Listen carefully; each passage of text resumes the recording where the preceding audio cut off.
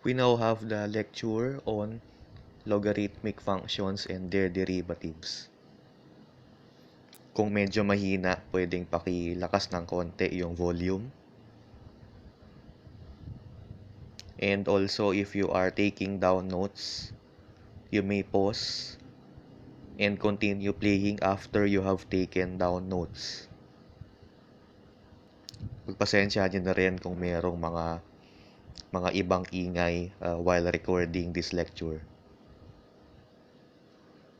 Here is the outline for this lecture.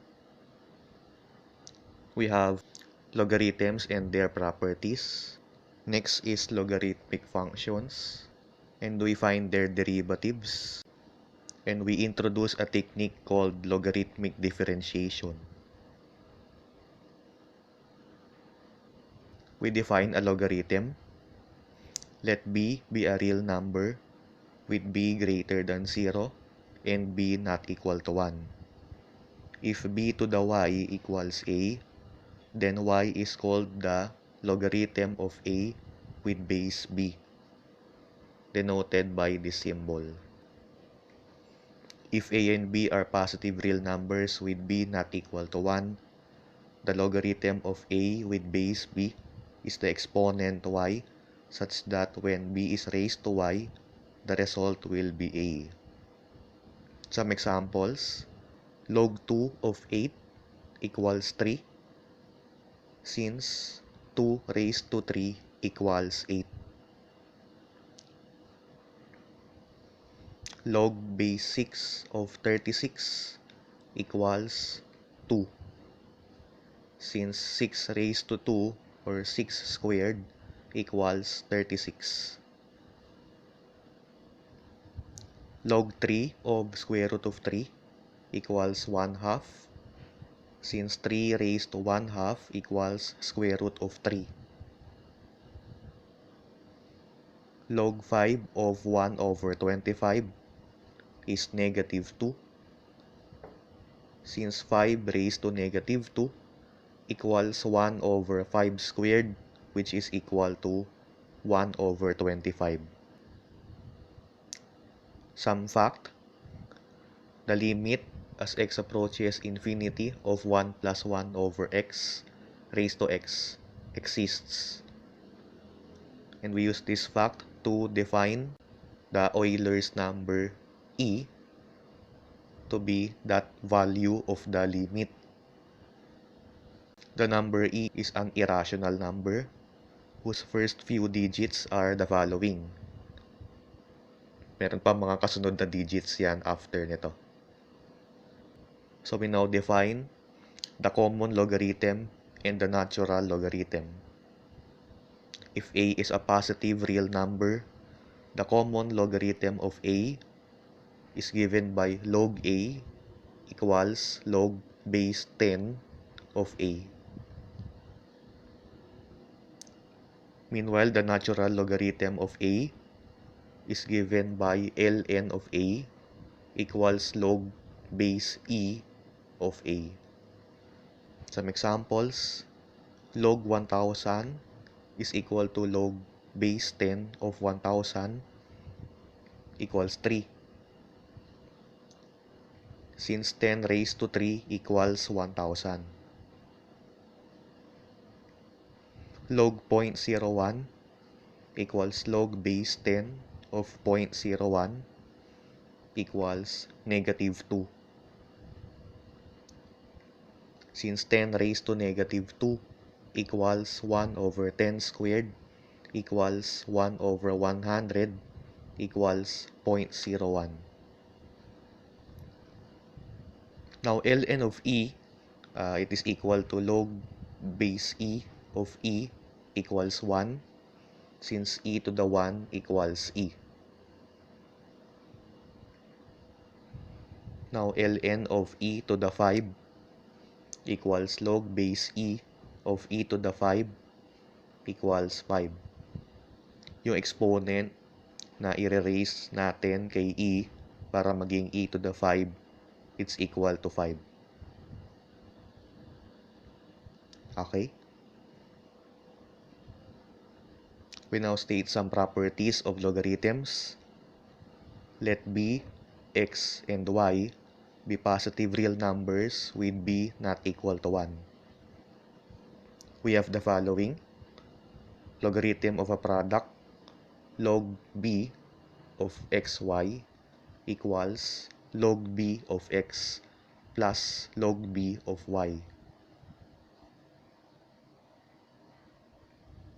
Next, logarithm of a quotient log b of x over y equals log b x minus log b y. Then, logarithm of a power. If r is a real number, then log b of x to the r equals r times log b x. Some examples. Log 3 of 27 times 81 by the logarithm of a product equal ito sa log 3 27 plus log 3 of 81.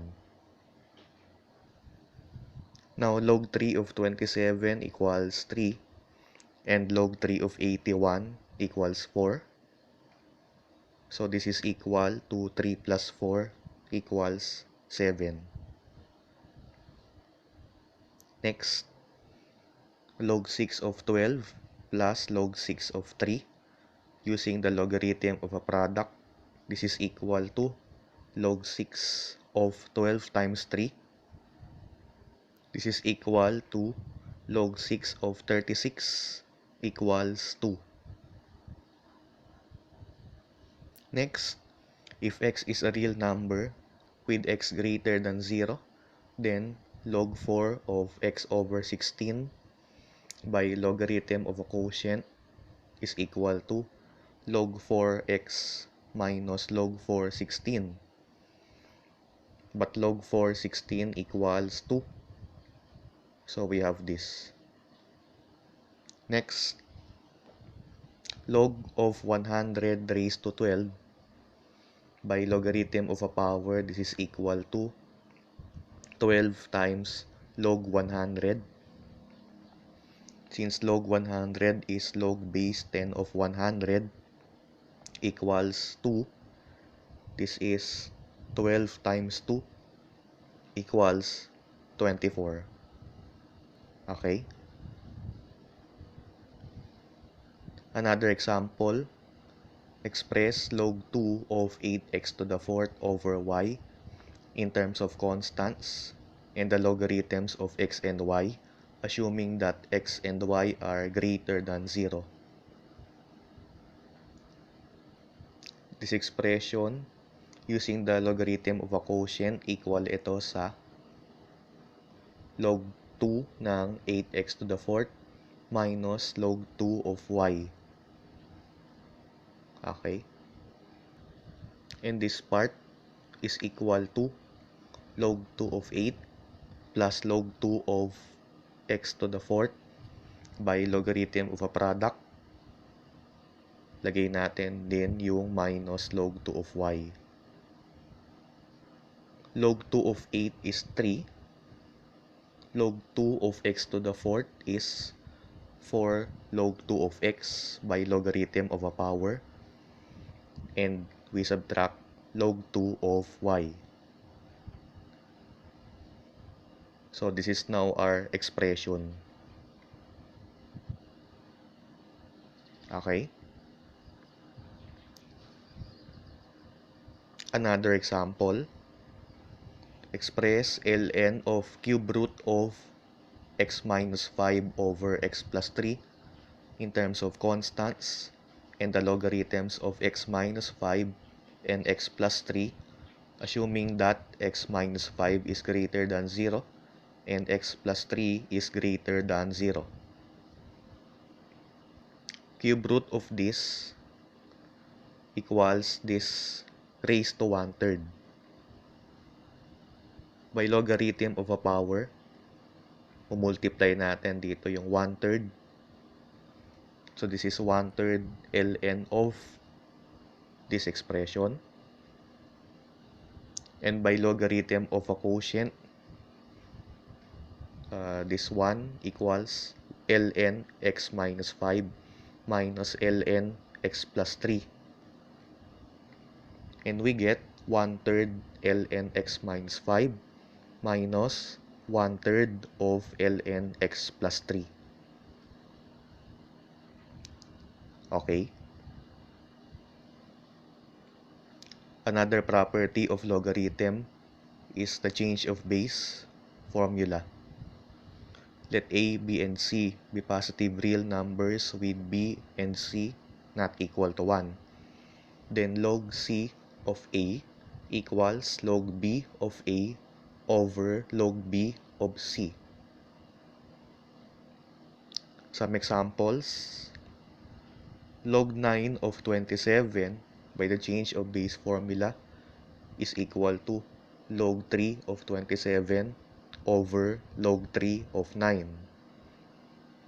Yung log 3 of 27 equal to 3, log 3 of 9 equal to 2. So this is equal to 3/2. Next, if x and y are positive real numbers with y not equal to 1, then using the change of base, log yx equals log ex over log ey. This is equal to ln of x over ln of y.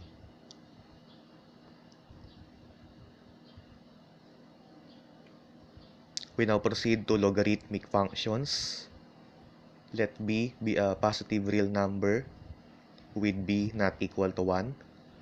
The logarithmic function with base b is given by f of x equals log b of x. Some remarks: the common logarithmic function is given by f of x equals log x, yung base 10. And the natural logarithmic function is given by f of x equals ln x. Ito yung base e.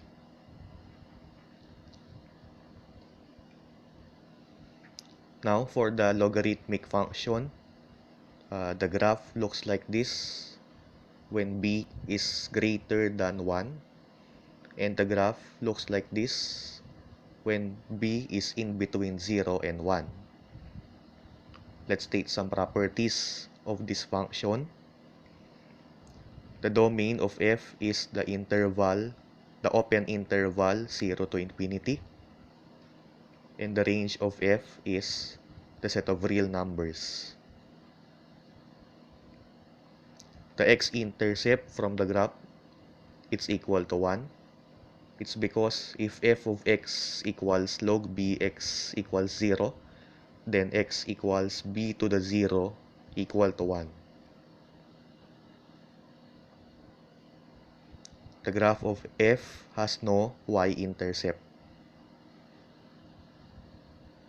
Now, if b is greater than 1, f is an increasing function. So, from the graph, tumataas yung graph as we move from left to right.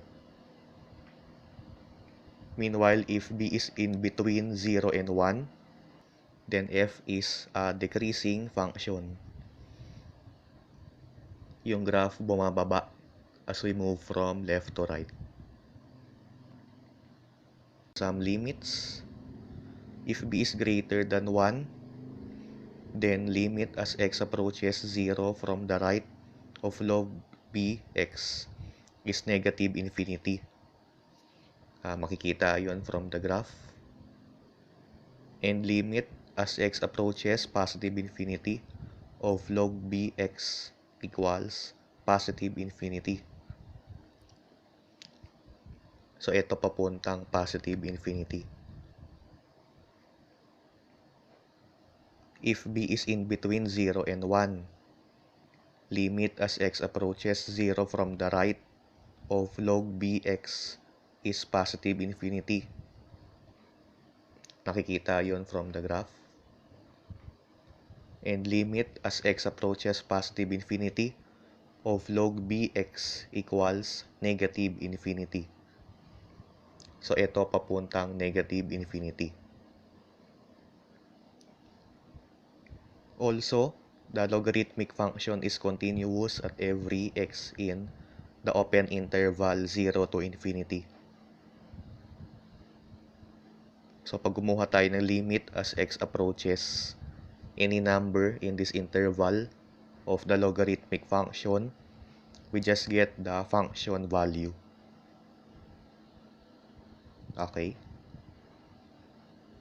We now proceed to the derivatives of logarithmic functions.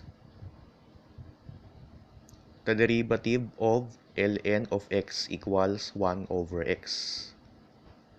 If b is positive and not equal to 1, then the derivative of log b of x equals 1 over ln b times 1 over x. And the derivative of ln of absolute value of x equals 1 over x. Di na natin i-discuss yung proof ng unang formula. One proof of that uses the fundamental theorem of calculus, which uses integrals. Another proof of the first formula uses the definition of the derivative, and another definition for e. Tanggapin natin na totoo yung 1, and we prove 2 and 3 using 1. For the proof of 2, we let b be a positive real number not equal to 1. Then by the change of base formula, log bx equals ln of x over ln of b. We write this as 1 over ln b times ln x.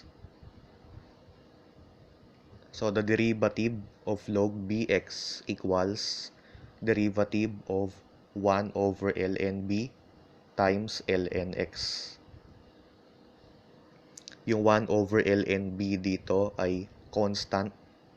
So pwedeng ilabas lang siya dun sa derivative. So 1 over ln b times derivative of ln x. This derivative by 1 equals 1 over x. So we get 1 over ln b times 1 over x. For the proof of 3, note that absolute of x equals square root of x squared. Then, the derivative of ln of absolute of x equals derivative of ln of square root of x squared. So, we use the chain rule and 1. The derivative of ln x equals 1 over x. So, mag-multiply tayo ng 1 over square root of x squared. Next, the derivative of square root of x is the derivative of x raised to 1 half. That's equal to 1 half times x to the negative 1 half, or 1 over 2 square root of x. So we multiply 1 over 2 square root of x squared. And we multiply this with the derivative of x squared, which is 2x.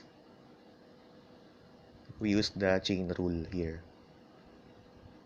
Simplifying this expression, we can cancel out 2, and square root of x squared times square root of x squared equals x squared.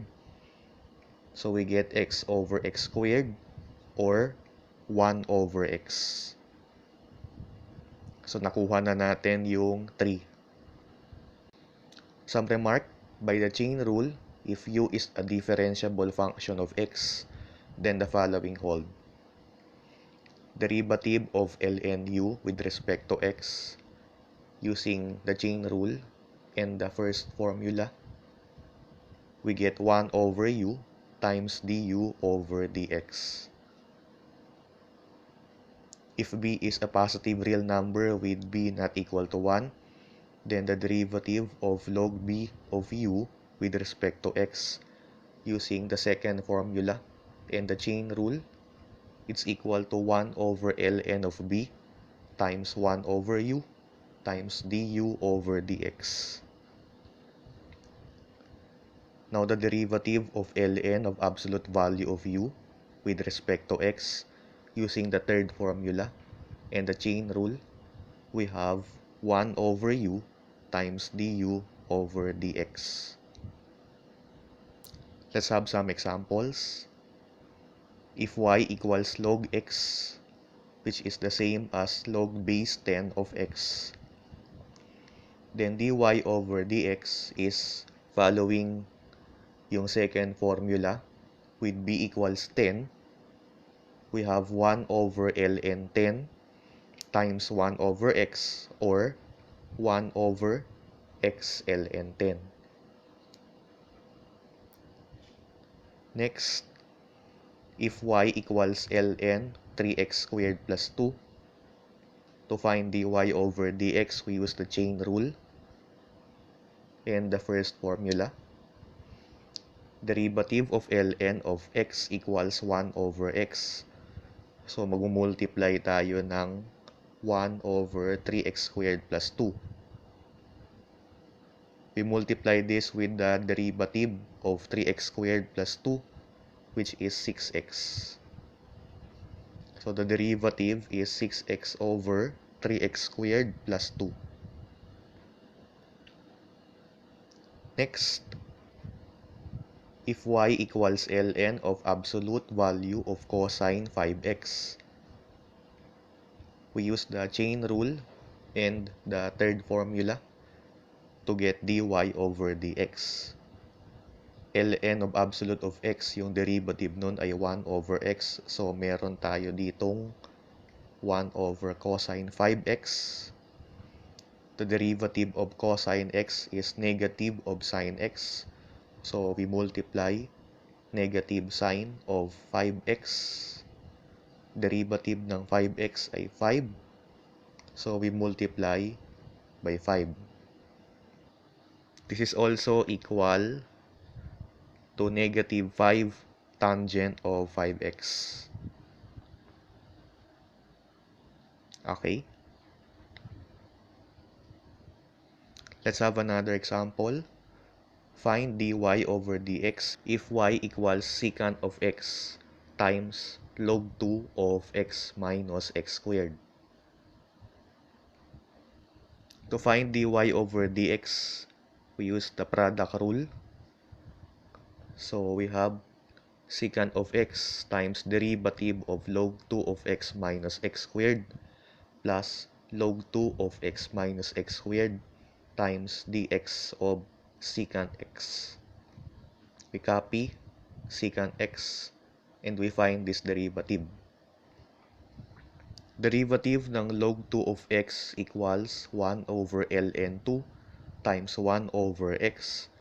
So, meron tayo ditong 1 over ln 2 times 1 over x minus x squared. But we multiply this by the derivative of x minus x squared equals 1 minus 2x. Okay? Ito yung derivative nito. Meron pa plus log 2 of x minus x squared times the derivative of secant x, which is secant x times tangent x. We can write this expression in this way. So, ito yung dy over dx. Okay? Another example. Find dy over dx if ln of x minus 2y equals y cubed times ln of sine x. Dito sa example na to, gagamitin naman natin yung implicit differentiation. So, here, we take derivatives of both sides with respect to x. Kunin natin yung derivative with respect to x ng left-hand side. The derivative of ln x is 1 over x. So, meron tayong 1 over x minus 2y. We multiply this by the derivative of x minus 2y with respect to x. derivative of x is 1. And then minus derivative of 2y with respect to x. That's 2 dy over dx. Nag-i-implicit differentiation tayo dito. This expression is equal to the derivative of the right-hand side with respect to x. So that's y cubed times derivative of ln of sine x. That's equal to 1 over sine x times cosine x. Plus ln sine x times derivative of y cubed with respect to x. Yun ay 3y squared dy over dx. Okay. The left-hand side is equal to this. For the right-hand side, itong part na to equal sa y cubed times cotangent of x. And then we rearrange these factors in this part. All expressions with dy over dx will move to the left. And those without dy over dx will move to the right. Itong 3y squared ln sin x dy over dx napunta sa kaliwa. Nag-negative. And then, yung 1 over x minus 2y napunta sa kanan. So, nag-negative. Factor out dy over dx in the left-hand side. And then, i-divide lang to. So, we have dy over dx equal to this over this. So, we used implicit differentiation here. Okay? We now introduce logarithmic differentiation.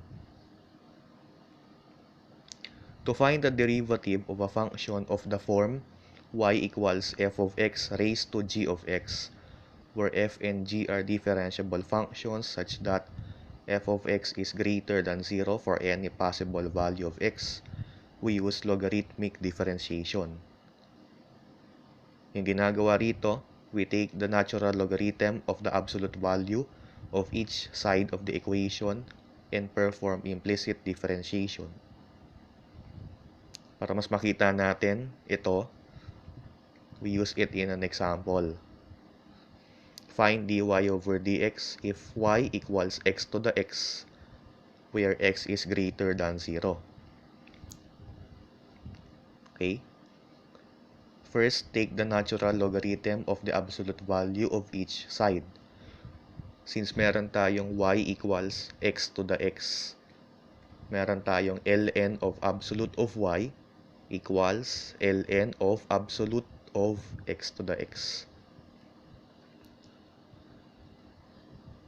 Absolute of x to the x is the same as absolute of x raised to x. Yung exponent na sa labas ng absolute value. Using the logarithm of a power, this one equals x times ln absolute of x. Dito sa equation na to, dito tayo mag-i-implicit differentiation. So, we take the derivative with respect to x of both sides. Ayan. For the left-hand side, since ln of absolute value of x has derivative 1 over x, meron tayo ditong 1 over y. We multiply this by dy over dx. Okay? Equal ito ngayon sa derivative ng right-hand side. So, using the product rule, we get x times derivative of ln of absolute of x equals 1 over x plus ln of absolute of x times derivative of x, which is 1. We simplify the right-hand side. x times 1 over x equals 1. Tapos yung ln of absolute of x times 1, this is just ln of absolute of x. But since x is greater than 0, absolute of x equals x. So, itong part na to equal lang sa ln of x. Okay? Since 1 over y dy over dx equals 1 plus ln x, then dy over dx equals y times 1 plus ln x. Since y equals x raised to x, ito ngayon yung dy over dx na hinahanap natin. Okay?